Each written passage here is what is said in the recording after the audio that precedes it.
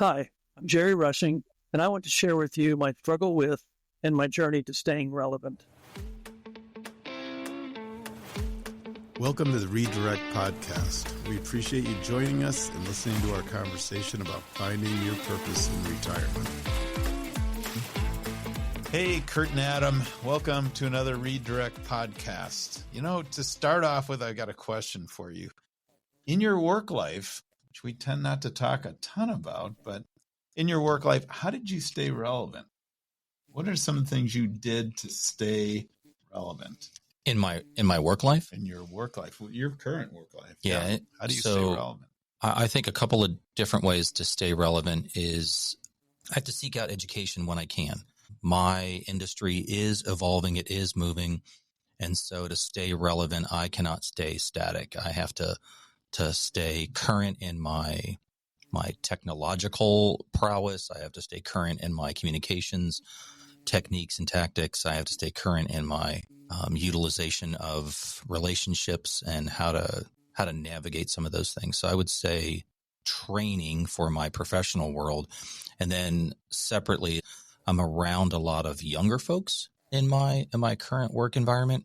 And that, I think that kind of helps me in my efforts to educate them or opportunities to educate them and grow their careers. It really helps me stay relevant in my own. And Dale, in my capacity when I was in sales and sales management, I look at it at two different ways. Is in order to stay relevant in doing the job that I did as far as selling in product to an account to then put out into the consumer world, I had to be relevant with what's happening in the industry. So I did a lot of market research. I did a lot of store visitations. I had to be involved with the sports and what we could do equipment-wise. Now, on the other side of this for me is that I was one of the older guys. I think I was probably the oldest guys. I know I was the first guy to retire from the company JR286 where I worked. And I had a lot of people that were very much younger than me, especially the two people that I worked with, very, very technically savvy. And those are areas that I suffer in. You know, I'm not the smartest person here. For our listeners, that is definitely true. And as a result of that, I had to sort of ramp up my game or let them run with it because that's their expertise. I could give them experience. I could give them things of nature, but it was hard for me to keep up with the younger group because of all the things that were happening with technology and how we work, as well as the approaches that are coming forward in the workplace now that weren't necessarily the situation for a guy that when he started his career threw samples in the back of a station wagon and drove around, half of Pennsylvania, New Jersey, and Maryland and selling goods to make a number. So a lot of changes had to happen. I liked your comment. You're constantly learning. I had to force myself to learn, but I also recognized that I wasn't going to be in that role forever. And maybe this isn't something that I needed to bring with me because I have other people that can do it. I just have to empower them and enable them that they run with it and trust that they're going to do the job that we need to do as a team. So that we're going to be talking about relevancy and so it's such a good start from you guys because a lot of the things that you did in your work life, we know that as we get into our redirection and retirement, you use those skills, you bring those forward to stay relevant, but we're going to find out how to do that and what it is and look forward to having our friend of the Redirect Podcast. Today is Jerry Rushing. Jerry has been a mentor and friend of mine for years. Jerry is the founder of North Star Consulting Group, where he consulted with business management teams and strategy development for over 30 years. Since retiring 6 years ago in 2019, Jerry still finds time in working with select a list of clients. And I know he works constantly on that golf game, which I will get down there and play you in your place in Waleska, Georgia. So thank you for joining us today, Jerry. We're looking forward to having a conversation with you, talking about being relevant. So thank you for having me. My pleasure. It's great to have you here, Jerry. As you know, the Redirect Podcast and what we're all about is helping an individual that transitions from career into the retirement period or the redirection period. So this whole topic of relevancy, I'm going to turn it over to you and just sort of say, what are the key things that we have to be aware of as we walk away from what we did to where we're going in our life in this part of our journey? I'd be happy to. And I just want to say that it's a pleasure to be here, and thank you for the opportunity to be a part of this. The whole issue of relevancy, very honestly, is not a new journey for anybody. If you think about it, relevancy is just one layer to just our identity. I really love the fact that the focus of your podcast is identifying your purpose, which is just another layer to identity, identifying our purpose, our relevance, our value. Do we matter anymore? Do we have something to offer? Are we of worth? That's tied to our worth. It's tied to our significance. Are we of any value to people anymore? Do we have something to contribute? This is not a new journey for us. I think it became really real for me when I entered into high school. How do I fit? What do I have to contribute? Where is my piece of this puzzle? Who do I belong to? What is my purpose? So it's not the phrase that came to me, it's the same journey, but we're just at a different mile marker. And the mile marker is retirement. But you go through the same struggle and the same kind of internal reevaluation of how do I fit in and am I relevant? That was one of my struggles personally, was am I relevant anymore? I felt like I had this kind of nagging sense that I had something to contribute, but I didn't know what or how or where. Where would it be received? Your analogy of you go from middle school to high school, right? You got to move up. You got to go. I just want to fit in. I just want to fit in. However, and maybe this is just me, guys, and correct, jump in if you agree or disagree. This retirement name just all of a sudden puts this heaviness on it where it's like, I'm done. And I'm moving into this other life that is going to be sort of recreational, sort of, there's some purpose to it, but you just don't feel like you're, and I'm saying this for me, when I first made the change was, how am I going to keep up? But I feel like I'm on a way different ride now that I don't even know where this ride's going. Yeah, that's a great point. And when I think of relevance, my natural default is, am I relevant anymore? Do I fit in? But when I was thinking about this, I had a fairly significant aha, and that is that issue of relevance is two ways. There are certain things in life now that is not relevant to me. I like that. That things of business aren't as relevant to me anymore. As someone alluded to earlier, when you're in the middle of the business firefight, you're trying to keep abreast of what's going on, the new trends. When I was doing consulting, I've had read the Harvard Business Review. I'd be getting all the books and all of those things to keep up with what was relevant. But are certain things relevant to us anymore? Do I need to keep up with certain things? I had a really interesting aha. This was probably 30 years ago, and I was just channel surfing. And by happen chance, I ran across this panel discussion of like from 20 to 40-year-olds, and they were individuals who were once child stars. And they were talking about how they navigated. And one of them, I don't know, it just was haunting when this 40-year-old said, it is hard to accept that your life peaked at the age of 12. Wow. Yeah, that idea seems to translate well to retirement. I mean, if you're coming into that typical retirement age, it's hard to believe that I feel like I've got a lot of life left and maybe I've peaked. Absolutely. That's exactly you grasped the exact point of that, is that we're sort of on the tail end of things. And the reality is there are certain things in our life at different points. There are peak points for different aspects of our lives. There's peak points of being a parent. There's peak points of being the head of a business. So there are different transition points, but there are things in your life right now that you're called to do and be a part of. So you haven't peaked. It's just a different part of your life now. And what is that? I look at myself and I came out of a world that was global. I had a job running a smaller company in a global business. And the conversations that I have with friends who have played big roles are, how do I stay relevant? Because our world was the global market. It was, a lot of different countries. It was a lot of movement. It was a lot of action. And now I'm in a redirection. I'm looking at my next 30. My world is really shrunk, but it gives me the opportunity to now go deeper, re-identify what my purpose is, and how do I structure my very much smaller world to achieve that, to do what I want to do that I think is my next 30, that purpose.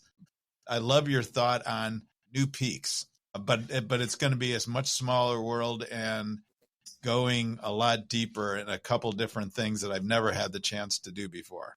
Well, you look at the basic law of physics. The smaller the footprint, the greater the power of the impact. The more spread out you are, the less impact you have.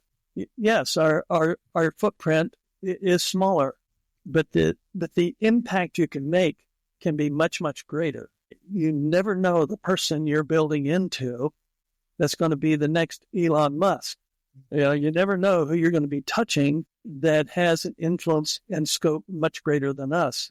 So it's just changing our mindset in regards to the relevancy in our world around us and where we're supposed to be connected, which ties into the entire focus of your podcast is finding and identifying our purpose. It's the progression of the Redirect podcast in our imagination that you go from your work life to this new purpose, which might be reinvented a couple of times, but finding purpose in retirement. And the journey of going through what could be a minor identity crisis after you have left your career. And so I'm not suggesting it's healthy, but it's normal to find your purpose or your identity in your career. And now you don't have that anymore. And so isn't that the next logical, psychological contemplation? I don't know who I am, and therefore I don't know how to be relevant. I don't know if I matter anymore because my identity was so driven by what I did that now that I'm not doing that this relevance is an extension of an identity crisis. Do you agree with that? Oh, absolutely agree with that. And I do believe that people of faith are able to manage the choppy waters and navigate them, I'd say overall a little bit better because our overall identity and anchor point is in something greater than us. I think it tends, but the struggle is there nonetheless in the sense of who we are, our day-to-day value and worth was based on contribution to business. I think parents experience the same thing when they become empty nesters or their children start to leave. Their role shifts. There's this constant renewal of an identity crisis. How do I fit in somebody's life? Who do I pursue? And what do I pursue? I do believe it is important to keep in mind that people are just made differently. I know Dale, and I'm sure the other two of you are the same personality type of your A-type personalities. You were talking about, okay, I'm retiring. Now what I'm going to do, I got to get my goals. I'm going to be hard charging. And that's great. That's your personality type. I tend to be a little bit more B-type in the sense that I sort of go along on the journey. I'm not lost, but I let it fill in as we go, and tied to that is this notion that God's going to take me where he wants to take me. I just need to lean into it and be attuned to it and take steps when I see things opening up that I need to take advantage of. So there's different personality types. And for someone who is entering into retirement, they may feel intimidated because they don't have that perspective of wrestling that what do I do next gorilla to the ground.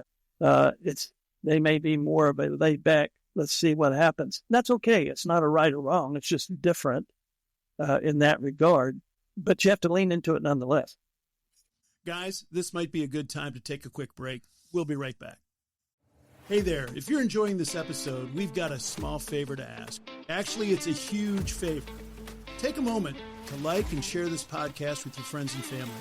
Then follow the Redirect Podcast on Spotify and Apple Podcasts. It's quick, it's free, and it helps us keep bringing you great content every week.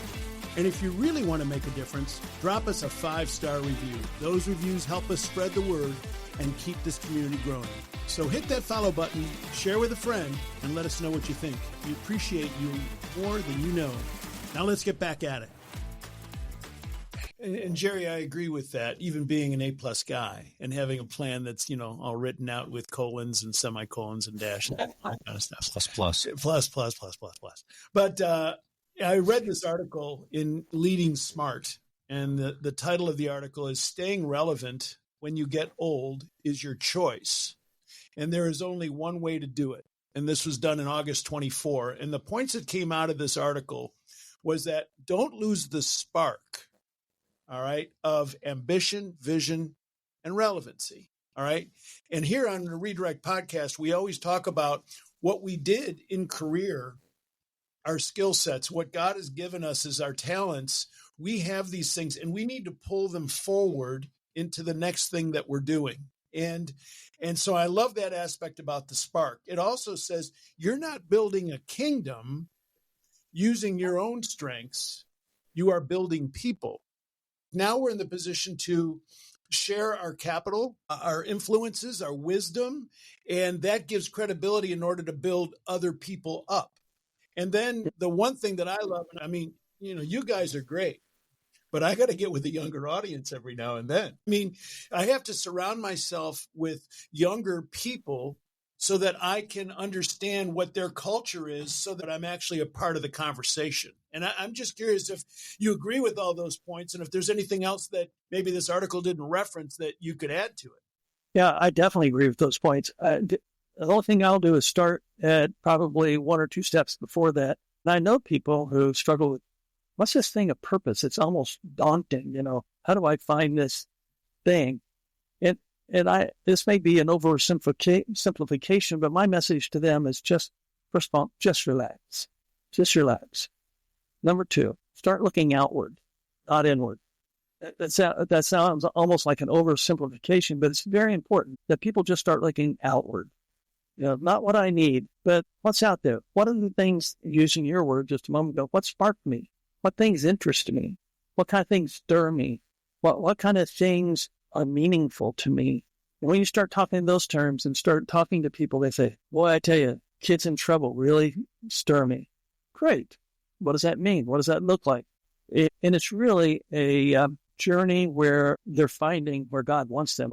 But for some people, a journey to finding, quote, purpose is daunting.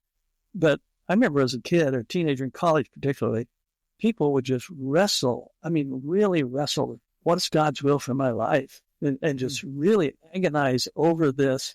What's my purpose, and as it relates to God or whatever. The same angst I've seen with friends who are, what am I supposed to do now? And my response to them, just relax. I think we heard the phrase recently, emerging adults. There's such pressure on people coming out of high school to pick what they're going to be 30 years from now, and you have to build a path to get there. Similarly, coming out of your career, the idea of finding purpose, we don't want to sell it as this overarching, you have to pick, what your tombstone is going to say with how you spend your next 30. No, how about we focus on making your next 30 days meaningful? And 30 years will take care of themselves, right? The journey of 1,000 miles begins with a single step, but then you have to take that step and the next one, keep going, keep chopping wood, keep trying, and get after living as opposed to just coasting, right? Yeah, being such a young guy, you've got a lot of wisdom, I have to admit. Well, it's osmosis. He's been hanging around good people. What do you think? It's osmosis. I presume. Yeah. Holy cow. It's osmosis. It's just leaking from you guys. I see how that works. You older gentlemen there, just by being yourselves are having an influence on the younger generation right there in front of you. Next Tuesday, I get to teach at Xavier University a class on experiential marketing. I love doing it because I get to get up in front of kids and tell them about the very crooked journey I took to finding out what I really wanted to do in life from a work standpoint when I was 45, 50. they've got that pressure on them to decide right now and do it. And I track how my journey went from nuclear physics to accounting to theme parks and museums to brands at Procter and Gamble. And it wasn't until I was probably almost 50 where I said, this is what I'm going to do until I die. And I had another 20 years of it. One of the things that you told me years ago that has stuck, it's lean into it. Don't jump into it.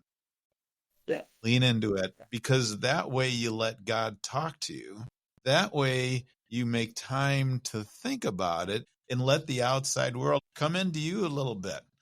I need those outside influences, which I think can keep you relevant if you're open to allowing those things to come. But don't feel like it's on Tuesday after my Monday retirement, I got to have it figured out, because it's a journey. Yeah, you took the words out of my mouth, but you have to be intentional. You can't be passive on this journey. I love this metaphor. I call it following the spiritual breadcrumbs. There are breadcrumbs that God is leading us, and you just sort of follow them. And I've seen it work over and over in my life. Things unfold as you just naturally pursue. Is this the right thing for me? But it's leaning into it and being intentional about it. Jerry, when we had our conversation previous to this recording, you brought up something about reattaching yourself to something where you were attached and what that means. And maybe you can talk further about that, because it goes right in line with some of the things that we're talking about, that even though that connection that we had, we maybe needed to make a new connection. And how can we go about that? That's a perfect lead in. There's a great Stephen Covey quote. You cannot have a breakthrough until you have a break with. You cannot have a breakthrough until you have a break with. Correct. And so many times we want to hang on to the past and what it was, And I think the story you're alluding to is I'd go back to either places I worked or places I was really involved with. And I was there, and it was nice seeing everybody, but I didn't feel connected anymore. I felt detached. But I was trying to hang on to maybe what it was. And the reality is it'll never be the same. And that's so true with virtually, once the kids leave the home, it'll never be exactly the same. It's going to be different. Not bad. It's just different. And I think that's the same way it is with, as we retire, is that if we're not careful, we hang on to the old feelings of competency and ability, acceptance, value, all of those things. And you have to sort of say, that was then, and I'm okay with where I'm at now, because it's going to come in different forms. If we look for it to come in the old forms of either our value or contribution, we'll be very frustrated. Yeah. Dale does a great job at this when he was working, in that he's told me many stories where he always started out meetings by talking to people to ask him, what do you like to do outside of work?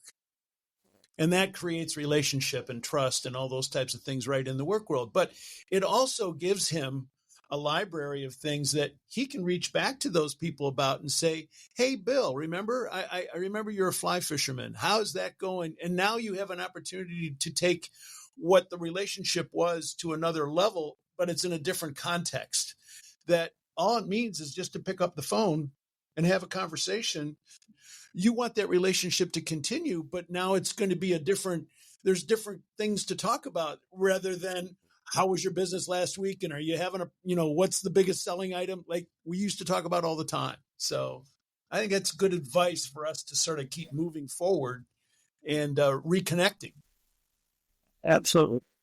The idea of being relevant, if you should come out of your career and then realize, whether it's suddenly or over a period of time, man, I'm just not as relevant as I used to be. It's its own inflection point, correct?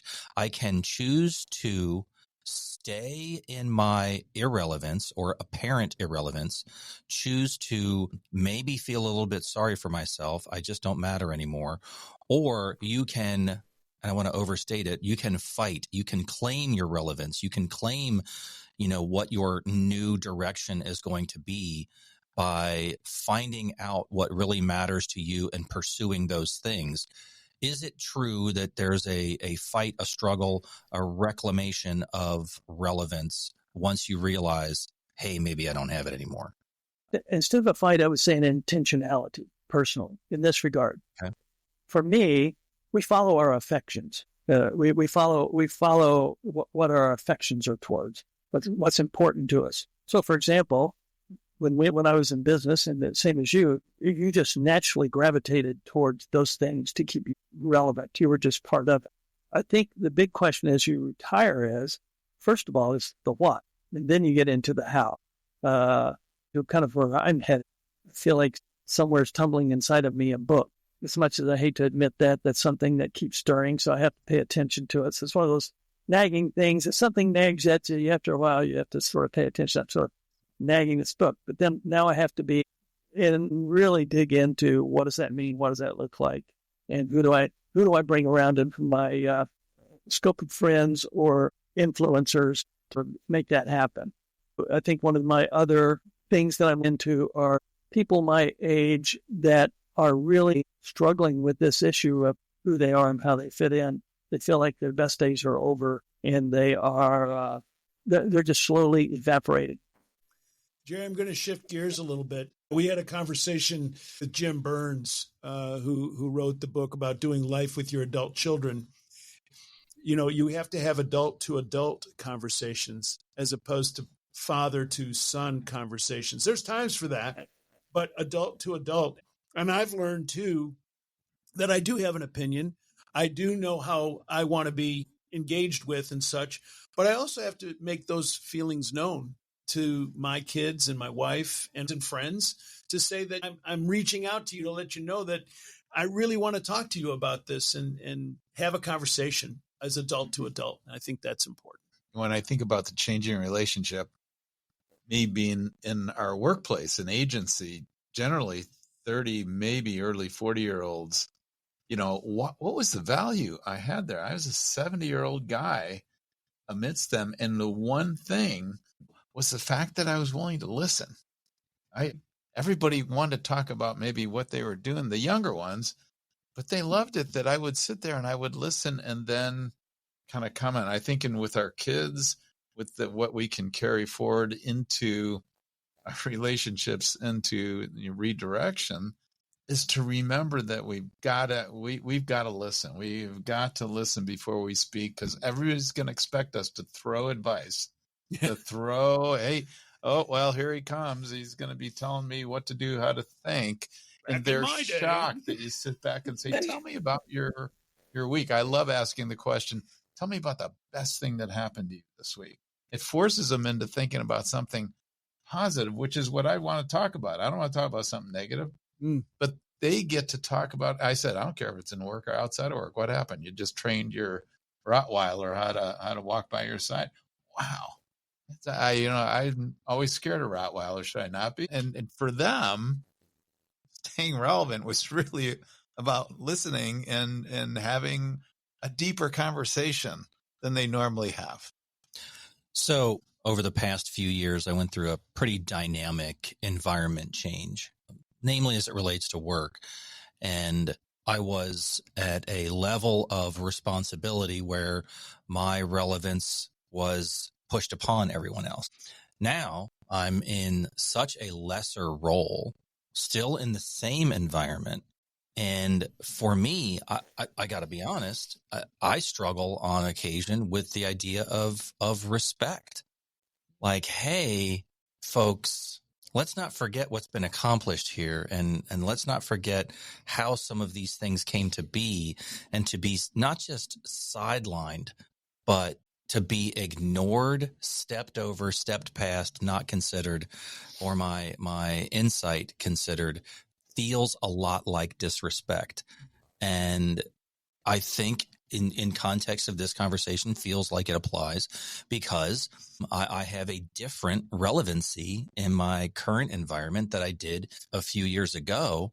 And coming to grips with that, I'm not gonna lie, I struggle with that on occasion.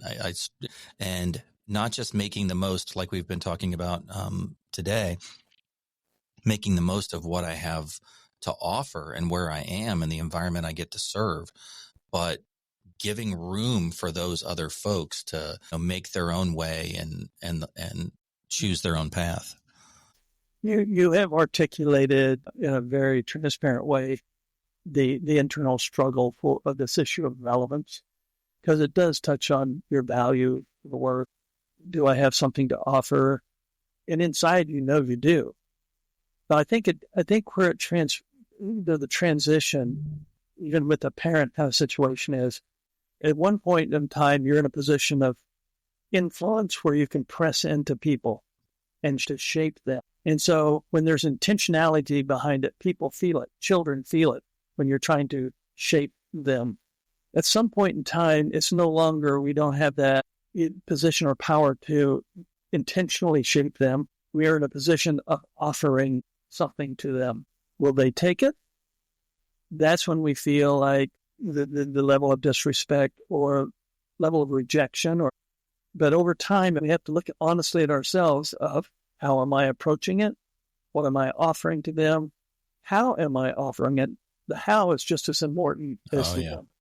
I see it over and over again. Over time, the sincerity and the relevance of what you have to offer, people start receiving it. And then you transition into kind of a new position of sage, you might say. But I do believe there's a desert period there. Just as much learning on how we offer things and what we offer to them and when we offer it to them, knowing that they will reject it. I can't let my feelings hang out there because they'll crush me. But it's this internal knowledge that I have something to offer. I need to look at how I offer it. And then over time, they start receiving it. Then you enter into an entirely different season, which is magnificent, be it with children or employees, or that people start soliciting advice from. But there's a desert season there that you have to go through. So, Jerry, as always, every time you speak, I learn a lot. I want to thank you for my lifetime of being able to listen to you and to be guided by you. I consider you probably my mentor, even though you never knew that. Leave our audience with one thing that you'd want them to remember. Buy into the reality that you have something to offer. Don't believe the lies that you don't have anything to offer anymore. Lean into where I'm supposed to engage and how I'm supposed to engage. And if somebody wants to contact you, is there a place that people can find you? I don't mind giving out my email. Just jrushing48@gmail. Perfect. Well, I just want to thank you for your time today. And my pleasure. Thank you very much for making today's Redirect podcast relevant. Thank you. Pleasure. Blessings. We want to thank Gianna Damona and the University of Cincinnati 1819 Innovation Hub for allowing us to use the eSports recording studio to record our podcast. Want more information on how to redirect your purpose in retirement? Check out the Redirect U website at redirect-u.com. Do you have something you want to share? Do you have a question about your redirect strategy? Please email us at info@redirect-u.com. We would like to hear from you. Check out the latest Redirect podcast episode, as well as see all the Redirect episodes on Spotify and Apple Podcasts. Remember, there is purpose in your life, so find it and go do something about it.